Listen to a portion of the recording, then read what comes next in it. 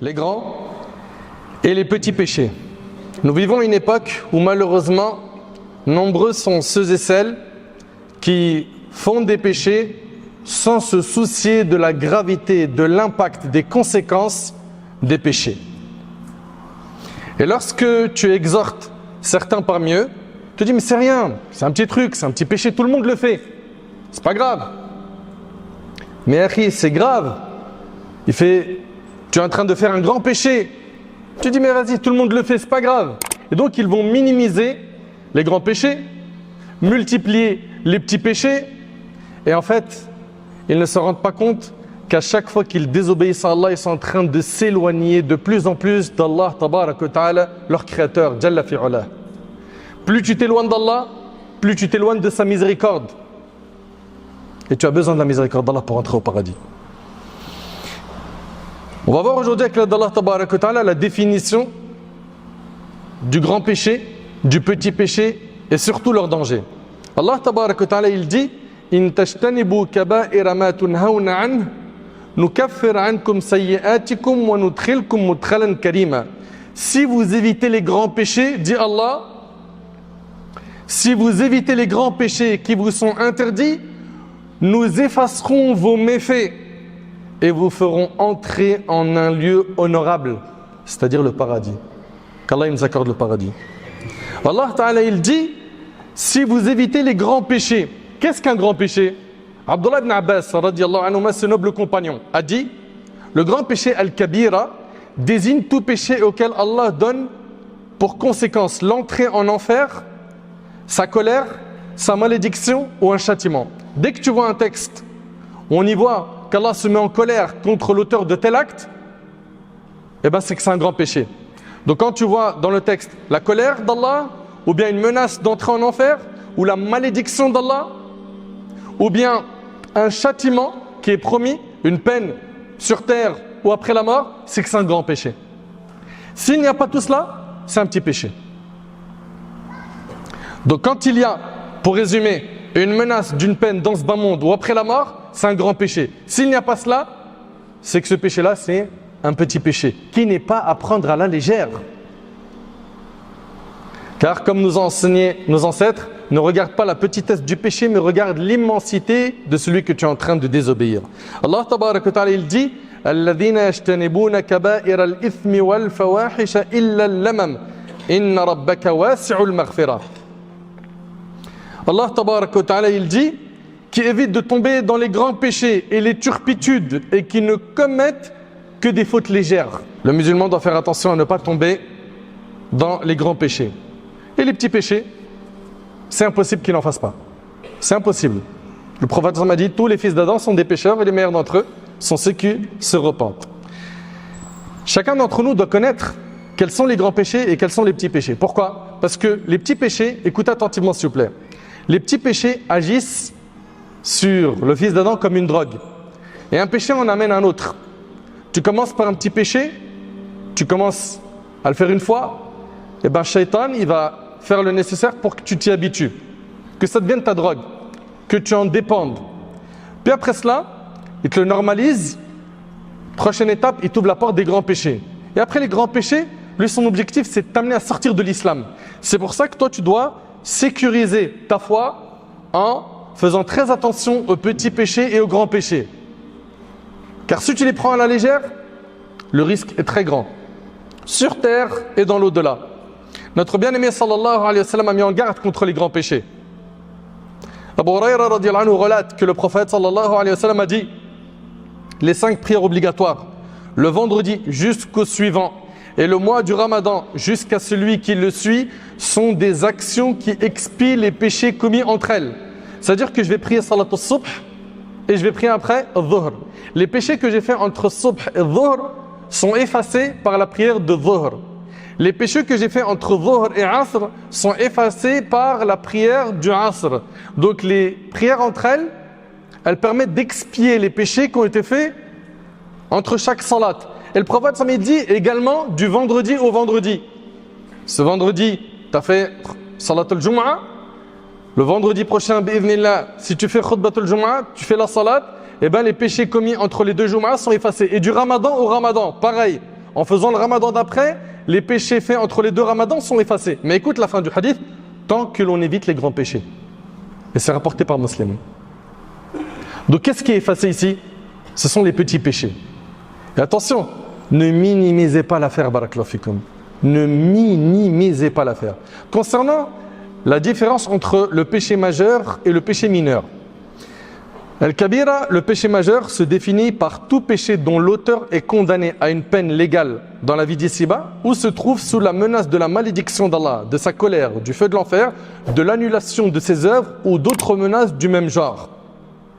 Et le petit péché, as-saghira, est tout péché n'entrant pas dans la définition précédente, celle du grand péché. Donc retenez que dès que vous voyez un texte où l'auteur du péché est menacé sur terre ou après la mort, c'est un grand péché. C'est enregistré? Très bien. Concernant celui qui fait des grands péchés, est-il toujours musulman? Oui. Avec une foi incomplète. Il reste musulman. D'accord? On ne dira pas de lui qu'il est kafir, comme le font certaines sectes égarées. Yukafiruna bil kabira. Ils rendent mécréant une personne parce qu'il a fait un grand péché. Ahlus Sunnah wal Jama'a, ils disent que celui qui fait un grand péché, c'est un croyant dont la foi est pas complète. D'accord? Et lui, le jour du jugement, il sera sous la volonté d'Allah. Soit Allah il lui pardonne, soit Allah subhanahu wa ta'ala, il le châtie. D'accord? Voilà ce que nous croyons concernant l'auteur du grand péché. Il meurt sans s'être repenti du grand péché, il est tahta mashi'atillah. Il est sous la volonté d'Allah. Allah subhanahu wa ta'ala peut très bien lui pardonner et lui faire entrer au paradis. Et il peut également le châtier pour les péchés qu'il a commis. Mes chers frères, mes chères sœurs, d'après Saïd ibn Jubayr, un homme a questionné Abdullah ibn Abbas radiyallahu anhuma, combien y a-t-il de grands péchés? Parce que vous retrouvez dans des textes, le prophète sallallahu alayhi wa sallam, il dit, écartez-vous des 7 péchés pernicieux. Donc plein de gens pensent que les grands péchés, il y en a que 7. Et beaucoup de gens, quand ils vont parler des grands péchés, vont dire les 7 péchés capitaux sont ceux-là, qui sont dans un hadith qui a été rapporté par notre bien-aimé Muhammad sallallahu alayhi wa sallam. Seulement, il n'y a pas que ce hadith qui parle des grands péchés. Ce hadith en évoque 7, on va le voir dans pas longtemps, Inch'Allah, mais il y a d'autres hadiths qui parlent d'autres grands péchés qui ne sont pas mentionnés dans les 7 qui ont été cités en même temps dans un même hadith. Et quand on les combine, Abdullah ibn Abbas, ce noble compagnon, quand on lui a demandé combien y a-t-il de grands péchés, il a dit, quand on lui a dit est-ce qu'ils sont 7, il a dit ils sont plus proches de 700 que de 7. Ils sont plus proches de 700 que de 7. Sauf qu'il n'y a pas de grand péché avec la demande de pardon. Si tu fais un grand péché, ce qu'il faut, c'est une tawba nasuha. Ça ne suffit pas pour quelqu'un qui a fait un grand péché de dire astaghfirullah. Un exemple de grand péché, quelqu'un, il fait craquer sa mère. Il la met en colère, elle commence à pleurer. Et après il sort, il dit, bon, j'ai entendu l'imam, il a dit, si je prie dhuhr, les péchés que j'ai fait entre subh et dhuhr, ils sont pardonnés. Ben, j'ai fait craquer ma mère, elle est en train de pleurer, je ne lui ai pas demandé pardon, allez, je vais prier dhuhr, comme ça efface ce péché. Non, non, tu te trompes, là, il s'agit d'un grand péché et il faut impérativement un repentir sincère. Le repentir sincère, c'est regretter le péché, sincèrement du cœur, s'en détacher, être déterminé à ne plus jamais le refaire. Et quand il s'agit du droit de quelqu'un, réparer ce qu'il y a à réparer. J'ai pris injustement de l'argent de quelqu'un, j'ai mis ma mère en colère, comme dans un hadith, le prophète il avait dit à un homme, va faire rire tes parents comme tu les as fait pleurer. Tu les as fait craquer, ils sont tristes contre toi, ils n'en peuvent plus de toi, et fais le nécessaire pour faire rentrer la joie dans leur cœur comme tu les as attristés. Ils sont plus proches de 700 que de 7, sauf qu'il n'y a pas de grand péché avec la demande de pardon. Ils sont effacés par la demande de pardon à Tauba. Et il n'y a pas de petit péché s'il est fait de manière répétée. Le petit péché, tu persistes dans celui-ci, ça devient un grand péché. Vous entendez? Et ce affaire est rapporté par Ibn Jarir al-Tabari dans son tafsir et authentifié par l'imam Ibn al-Muflih al-Hanbali. Al-Ghazali, rahimallah, quant à lui, il a dit un petit péché en appelle un autre jusqu'à faire perdre la foi. Mais c'est ça qu'il faut garder en tête en fait. Wallahi, on minimise l'affaire. Les gens qui ont abandonné l'islam, mais vous réfléchissez pas, ceux qui ont apostasié, ceux qui ont quitté le din, c'est un cumul de péchés qu'ils ont fait. qui les amenait à quoi? À la fin, à renier l'islam. Il faut bien comprendre que si le diable, il valide la première étape avec toi, c'est que tu fais les petits péchés et tu les normalises, il t'amène à la seconde, fais les grands péchés. Fais des innovations religieuses. Allez, fais du shirk, fais du kufr, sors par la grande porte. Et à la fin, la personne sort de l'islam. Al-Ghazali, il a dit, un petit péché en appelle un autre, jusqu'à faire perdre la foi et ainsi priver leur auteur du bonheur suprême au moment de la mort. Allahu Akbar. Selon Sahl ibn Sa'd as-Sa'idi, le prophète sallallahu alayhi wa sallam a dit, prenez garde aux péchés insignifiants aux yeux des gens. Regardez ce qu'il dit le prophète sallallahu alayhi wa sallam. Écoutez bien s'il vous plaît. Méditez sur ces paroles profondes. Prenez garde aux péchés insignifiants aux yeux des gens, car ils sont à l'image du bois rassemblé par un groupe d'hommes qui firent halte dans le désert. Les petits péchés ils ressemblent à quoi? À des bouts de bois qui ont été récoltés par un groupe de gens. Chaque homme se mit à apporter un bout de bois, si bien qu'ils purent allumer un feu qui leur permit de cuire du pain. Donc les petits péchés, quand ils s'accumulent, ça devient comme un feu. Or, en s'accumulant, les péchés mènent leur auteur à sa perte et c'est rapporté par l'imam Ahmad. Mes chers frères et sœurs, rapidement, j'ai bien dit rapidement, on va voir ensemble quelques grands péchés afin de faire très attention aux grands péchés et de les éviter. Le pire des péchés qu'Allah ne pardonne pas si la personne le commet sans se repentir, qu'elle meurt sur ce péché-là, c'est ash-shirk billah. Le fait d'associer Allah subhanahu wa ta'ala. Le fait d'adorer un autre qu'Allah. Ash-shirk.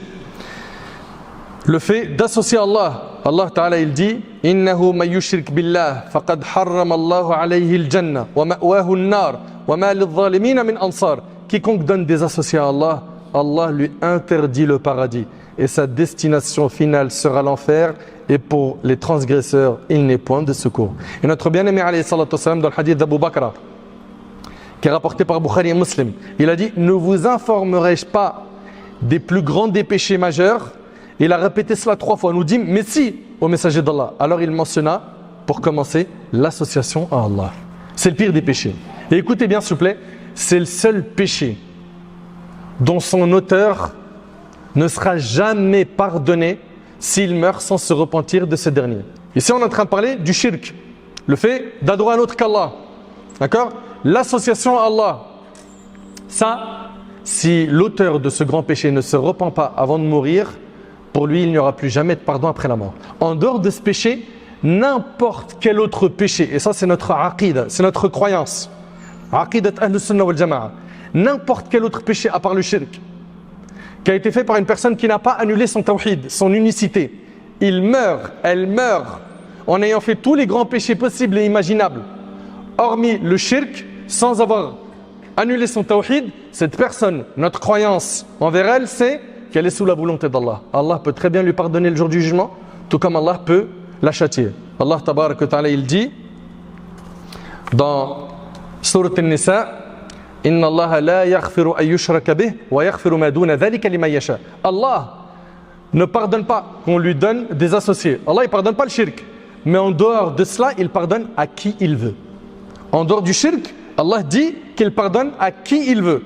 Comprenez donc qu'une personne qui ne fait pas de shirk, mais qui a par exemple volé, elle a été désobéissante et mauvaise envers ses parents, et il a cumulé les grands péchés, et il n'a pas annulé son tawhid, son unicité, sa croyance, et qu'il meurt, il est sous la volonté d'Allah le jour du jugement. Allah peut lui pardonner et Allah peut le châtier. Est-ce que c'est un encouragement à faire les péchés parce que de toutes les manières on est sous la volonté d'Allah? Non, non. Qui dit que toi, on te fera miséricorde après la mort? T'en sais rien. Donc préserve-toi. Deuxième grand péché, le fait de tuer une personne. Allah tabarak wa ta'ala il dit وَمَنْ يَقْتُلْ مُؤْمِنًا مُتَعَمِّدًا فَجَزَاؤُهُ جَهَنَّمْ خَالِدًا فِيهَا وَغَضِبَ اللَّهُ عَلَيْهِ وَلَعْنَهُ وَأَعَدَّ لَهُ عَذَابًا عَظِيمًا. Allah ta'ala il dit, quiconque tue intentionnellement un croyant aura pour rétribution la géhenne, où il demeurera éternellement. Et éternellement ici, fi lughat al-arab, ça peut vouloir dire l'éternité, comme on connaît, donc sans fin, et aussi al-mudda at-tawila, la longue durée. Et c'est ce qui est voulu ici. C'est que si un musulman, il tue un croyant intentionnellement, bien évidemment, ce qu'il a fait, c'est gravissime. Les textes qui menacent les meurtriers sont très nombreux. Mais est-ce qu'il restera en enfer éternellement? Non. Mais plutôt, ce qui est voulu dans le verset, c'est qu'il aura un long séjour en enfer. Allah est en colère contre lui, le maudit et lui prépare un terrible châtiment. Donc le fait de tuer, ça fait partie des grands péchés. Et dans le hadith rapporté par Bukhari et Muslim sur Abu Huraira, le prophète sallallahu alayhi wa sallam a dit: éloignez-vous des 7 péchés destructeurs. Voilà le hadith qu'on vous a évoqué tout à l'heure. Les compagnons radiyallahu anhum demandèrent au messager d'Allah: quels sont-ils? Il répondit: donner un associé à Allah. 1. Shirk. 2. Pratiquer la sorcellerie. 3. Tuer une personne dont Allah a rendu l'âme sacrée, sauf s'il s'agit d'un droit. Ensuite, on a mangé l'usure, spolier le bien de l'orphelin, fuir le jour de la bataille et lancer des fausses accusations contre les croyantes chastes et insouciantes. Dans notre religion, le meurtre est condamné, qu'il s'agisse d'un croyant ou d'un non-croyant. C'est un acte qui fait partie des grands péchés. 3e grand péché, la sorcellerie. Et qu'est-ce qu'elle s'est répandue? Subhanallah, aujourd'hui, tu as quelqu'un, son commerce ne marche pas très bien, on lui dit: va chez un tel, t'inquiète, il va te mettre les pendules à l'heure. Et une personne, pour qu'elle devienne un sorcier, vous savez qu'est-ce qu'il doit faire? Il doit renier sa foi, faire les pires atrocités que tu puisses imaginer, comme le fait d'insulter Allah, le prophète sallam, les choses les plus atroces. Et à ce moment-là, c'est bon. Eh ben, il a les démons qui sont à son service. Et là, c'est bon, c'est un sorcier. Vous imaginez? Et on a malheureusement des musulmans qui, lorsqu'ils ont des secousses dans leur foi et que le couple va mal, on dit à la femme: va chez le sorcier. Va. On ne lui dit pas c'est un sorcier. Va chez cet homme-là, il a des dons. Ton couple, il va être réparé direct. Bon, ça coûte un peu cher, tu vas le payer un peu, et après ton couple, il sera sur l'autoroute. T'inquiète. Subhanallah. L'autre, son commerce, il ne marche pas, on lui dit: va chez un tel. Des fois, on lui dit sorcier, des fois, comme je vous ai dit, cette personne-là a des dons. La hawla wa la quwwata illa billah. Elle est passée où la confiance en Allah subhanahu wa ta'ala? As-tu oublié que ta subsistance, elle est entre les mains d'Allah? As-tu oublié qu'Allah tabarak wa ta'ala a dit: wa iyamsaska Allahu bidur fala kashifa lahu illa hu? Si Allah te touche d'un mal, nul autre que lui ne peut le repousser. Mais ça, c'est dans le Coran. Et lorsque la personne devient un sorcier, comprenez qu'elle a renié l'islam pour pouvoir atteindre cet objectif. Allah tabarak wa ta'ala, il dit: وَاتَّبَعُوا مَا تَتْلُو الشَّيَاطِينُ عَلَى مُلْكِ سُلَيْمَانَ وَمَا كَفَرَ سُلَيْمَانُ وَلَكِنَّ الشَّيَاطِينَ كَفَرُوا يُعَلِّمُونَ النَّاسَ السِّحْرَ. Allah subhanahu wa ta'ala, il dit: ils ont suivi ce que les démons rapportent faussement du règne de Salomon, le prophète Sulayman. Alors que Salomon n'a jamais été mécréant, mais ce sont les démons qui ont été mécréants en enseignant aux gens la sorcellerie. Et le prophète, lorsqu'il a parlé des 7 péchés destructeurs, il a parlé de la sorcellerie. Aussi, parmi les grands péchés, il y a le fait d'abandonner la prière. Abandonner la prière. Vous ne vous rendez pas compte en fait à quel point les personnes qui ne prient pas sont dans un grand danger. Allah tabarak wa ta'ala dit: فَخَلَفَ مِن بَعْدِهِمْ خَلْفٌ أَضَاعُوا الصَّلَاةَ وَاتَّبَعُوا الشَّهَوَاتِ فَسَوْفَ يَلْقَوْنَ غَيًّا. Leur succédèrent de funestes descendants qui négligèrent la prière et suivirent leur passion, ils ne rencontreront ainsi que le mal. Al-Ghayy, c'est un fleuve en enfer. Et pour la majorité des exégètes, cette négligence concerne le non-respect des temps d'accomplissement de la prière et non son abandon total qui est une énormité. C'est-à-dire quoi? C'est-à-dire que juste faire sortir une prière de son temps, l'auteur de ce grand péché, il est menacé par un fleuve en enfer. T'imagines? On parle de quelqu'un qui prie, mais il fait sortir la prière volontairement de son temps. Encore, il a une excuse valable. Il est en train de dormir, il a mis son réveil, il ne l'a pas entendu. Ou il a oublié. Et le prophète sallam a dit: le pacte qu'il y a entre nous et eux, et la prière, celui qui la délaisse aura certes mécru, rapporté par Tirmidhi. Et le débat de est-ce que celui qui délaisse la prière, il est musulman ou pas, il est très connu. 3 écoles sur 4 le considèrent comme musulman pervers. Et l'imam Ahmad rahimahullah le considère comme kafir billah. Aussi parmi les grands péchés, le fait de ne pas sortir sa zakat. Ne pas sortir sa zakat. Monsieur, aux madames, accumulent des grandes sommes d'argent, ils économisent, ils épargnent, mais ils ne sortent jamais la zakat.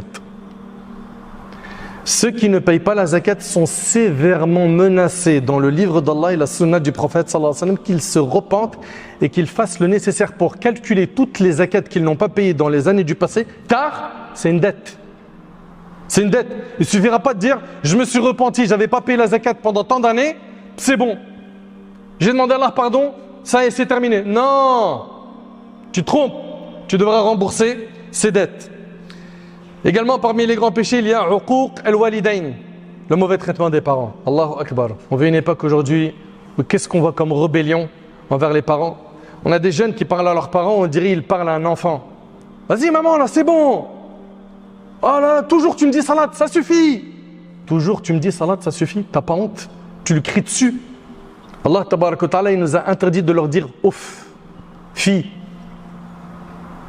Ça, t'as pas le droit de le faire. Juste ta mère, elle te dit quelque chose ou ton père et tu réponds pas. Juste ça, c'est interdit en islam. Que dire de plus? Que dire de ceux qui, quand ils entendent quelque chose qui plaît pas, par papa ou par maman, qu'est-ce qu'ils font? Ils regardent leurs parents avec des yeux, on dirait il y a des flèches qui vont sortir de leurs yeux sur leurs parents.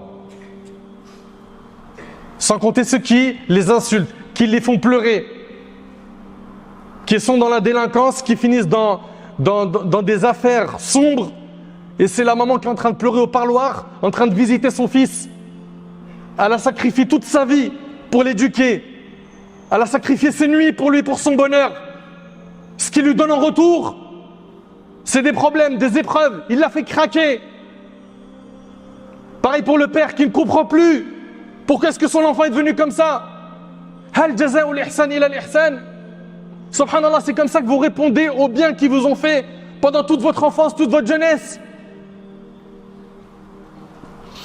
Allah tabarak wa ta'ala il dit wa qada rabbuka alla ta'budu illa iyyah wa bil walidayni ihsana imma yablughanna 'indaka al-kibara ahaduhuma aw kilahuma fala taqul lahumā uff wa la tanharhumā wa qul lahumā qawlan karīmā. Ton Seigneur vous ordonne de n'adorer que lui et de faire preuve de bonté envers vos pères et mères. Si l'un d'eux ou tous deux atteignent l'âge de la vieillesse auprès de toi, ne leur dis point fille. C'est pas vous êtes devenus trop âgés, allez. On va vous trouver un endroit où vous allez pouvoir vous reposer en paix. Et il les élimine de la maison. Tiens maman, tu seras mieux là-bas. La hawla wa la quwwata illa billah. Rappelle-toi du nombre de nuits qu'elle a sacrifié pour toi. Pour que tu puisses dormir, manger ou faire tes besoins quand tu étais constipé, quand tu étais bébé. Maintenant qu'elle est grande, âgée et peut-être même insupportable par son âge avancé, qu'est-ce que tu fais? Allez. On l'envoie dans une maison de retraite. La hawla wa la quwwata illa billah. Allah Ta'ala dit, ne les rudoie pas, ne sois pas dur avec eux, mais adresse-leur des paroles affectueuses.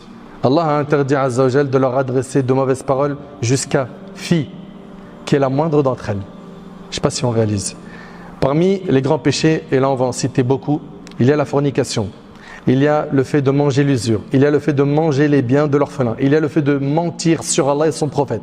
Il y a également l'orgueil, la vanité, la fatuité. Il y a le faux témoignage, le fait de boire l'alcool, les jeux de hasard. Il y a le fait de calomnier les femmes chastes, le vol, le brigandage. Il y a également l'injustice envers les gens en prenant leurs biens, en salissant leur honneur. Tout ça fait partie des grands péchés. Également le mensonge. Également le fait que l'homme ressemble à la femme et la femme ressemble à l'homme. Également ad-dayouth, le fait qu'on a aujourd'hui des hommes qui acceptent le dévergondage dans leur famille. Également le fait de ne pas se nettoyer après avoir fait ses besoins. Également la tromperie. Également le fait d'apprendre la science religieuse que pour la dunya. Également al-man, le fait de rappeler un bien à quelqu'un. La médisance, la calomnie, le colportage, le fait de maudire un musulman, le fait de se rendre chez un devin, de croire au devin, le fait de faire du tort à ses voisins, le fait de tricher dans le commerce, le fait de porter pour l'homme de la soie ou de l'or, le fait également de rendre mécréant son frère en islam, at-takfir, takfir al-muslim, le fait également d'insulter les compagnons. Parmi également les péchés qui sont gravissimes, il y a le tatouage, l'épilation des sourcils, le fait de se limer les dents pour la beauté. Voilà succinctement quelques grands péchés. Pour ceux qui veulent plus d'informations sur ce sujet, je vous invite, Inch'Allah, à acheter le livre des grands péchés de l'imam Al-Dhahabi, rahimahullah. Et pour terminer, craignons Allah tabaraka wa ta'ala. Craignons Allah qui nous entend et qui nous voit. Sache que plus tu vas apprendre à connaître Allah, plus tu auras de la pudeur envers lui. C'est pour ça, si aujourd'hui on doit se concentrer sur quelque chose pour s'éloigner des grands péchés, des petits péchés, il faut apprendre à connaître Allah. Apprendre à le connaître par ses noms et par ses attributs. Plus tu vas augmenter ta connaissance d'Allah subhanahu wa ta'ala, plus ton cœur sera rempli de taqwa, de piété. Plus tu auras honte de lui désobéir. Plus tu vas l'aimer. Quand on aime Allah subhanahu wa ta'ala, on a honte de lui désobéir. Parmi les choses également qu'il faut garder en tête, c'est que tu dois te rappeler qu'Allah subhanahu wa ta'ala nous voit quand on est en secret et quand on est en public. Et la personne intelligente est celle qui va se préparer pour ce qu'il y aura après la mort.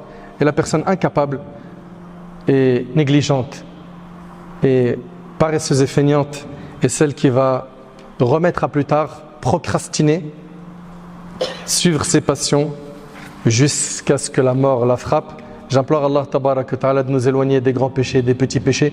J'implore Allah tabaraka wa ta'ala de faire de nous des pieux. J'implore Allah subhanahu wa ta'ala de nous accorder une bonne compréhension de sa religion.